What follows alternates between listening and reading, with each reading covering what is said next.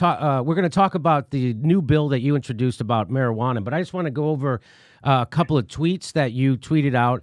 You said multiple studies and statistics show that in states where medical marijuana is legal, there have been significant decreases in opioid addiction and opioid-related deaths. We've reported that on the show.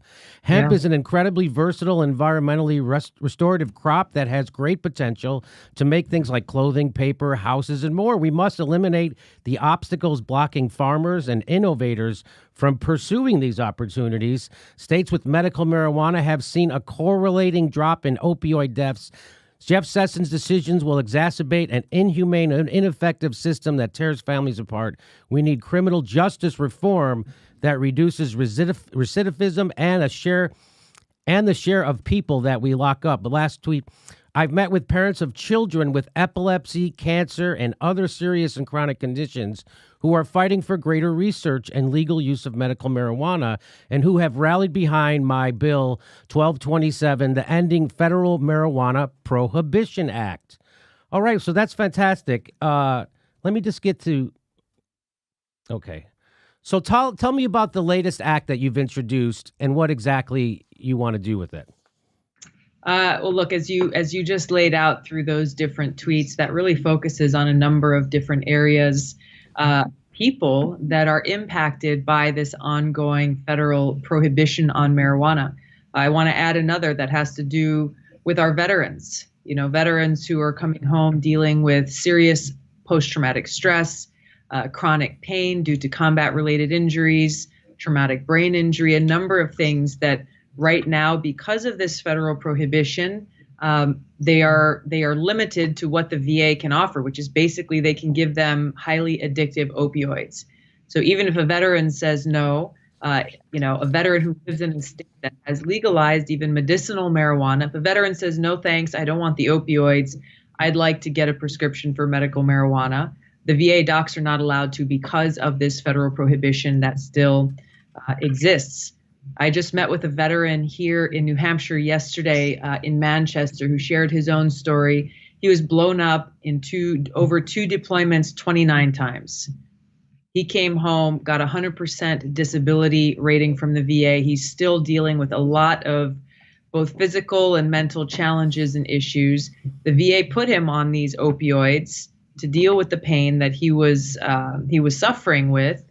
And then all of a sudden the VA said, nope, no more, you're good to go, when he clearly wasn't, cut him off cold turkey. He had no real transition out of it. And he ended up, as he put it, getting into a very dark place with drugs like heroin and other things that really had a serious negative impact on his life. So as you mentioned, I mean, this is affecting those dealing with opioid addiction.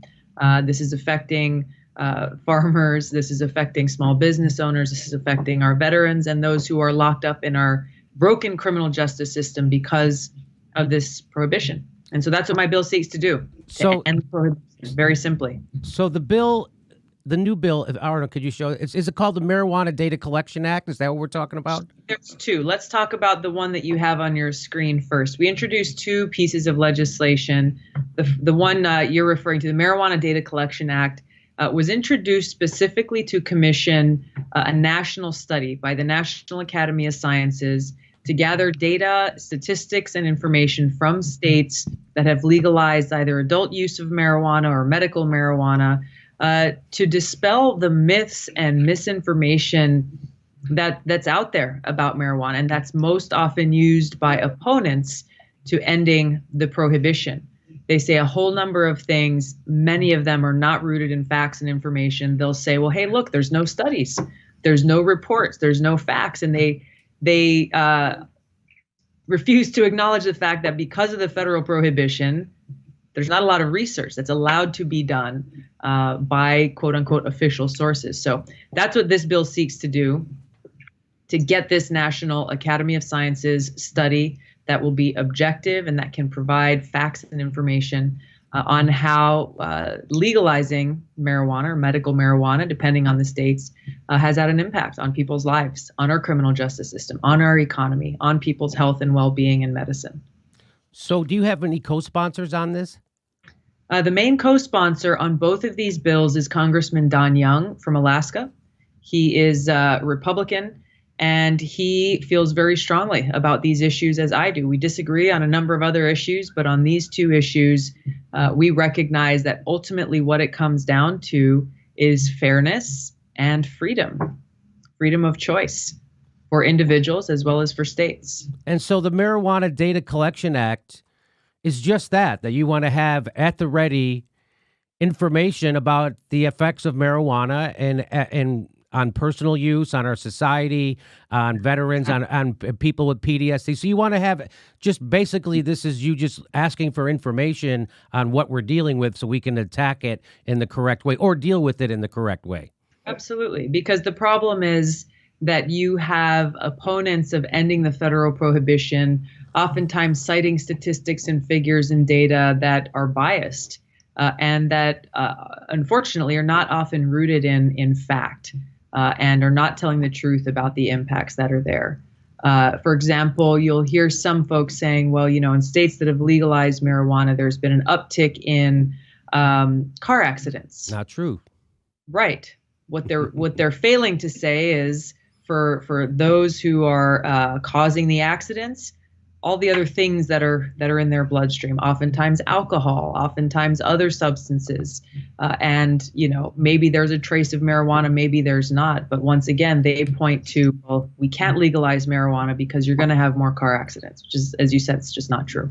So let me ask, how popular or unpopular is this with your colleagues in Congress? Just the data collection part. Well, this is one that we are actually quite optimistic about. We're circulating it amongst our colleagues now. The organization NORML has really taken the lead in advocacy and organizing in Congress to get more co-sponsors from both sides of the aisle. Because when it comes right down to it, however you feel about marijuana personally, how can any member of Congress be opposed to facts and the truth? Well, and providing a report. We're about to see. That's the beauty. It's a tough argument to counter, though. You got to admit. Yes. So now listen. So I was doing a little research, and I found there's three. So there's the Marijuana Justice Act of 2018, Ending Federal Marijuana Prohibition Act of 2017, and the Department of Veteran Affairs Policy for Medical Cannabis Use Act of 2018. Now, were you a sponsor of all these? I am the original co-sponsor of the Ending Federal Marijuana Prohibition Act, which we have just reintroduced a couple of weeks ago.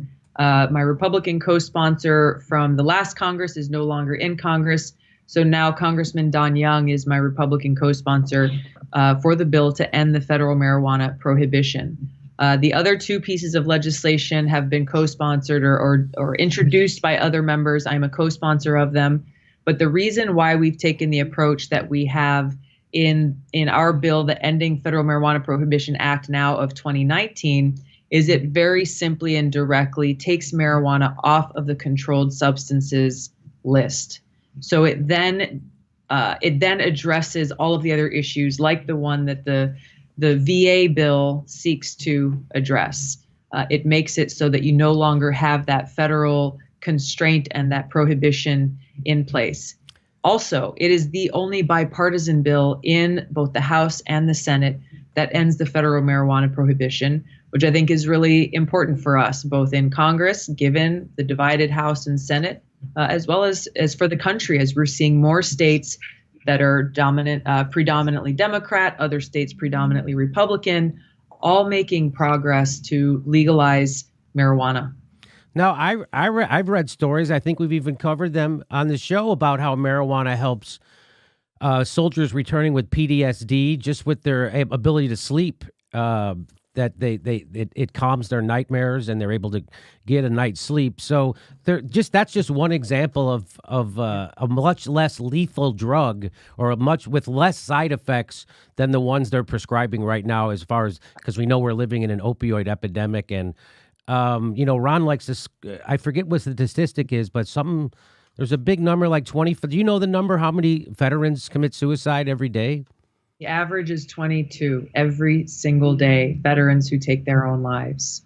Yeah, so it's heartbreaking. It's heartbreaking on its own as a statistic, but as you also look to what these men and women have survived in combat, been able to make that trip home, come back into the arms of their loved ones, and then to be dealing with the challenges that they are, and then to lose that battle here at home. It's unacceptable.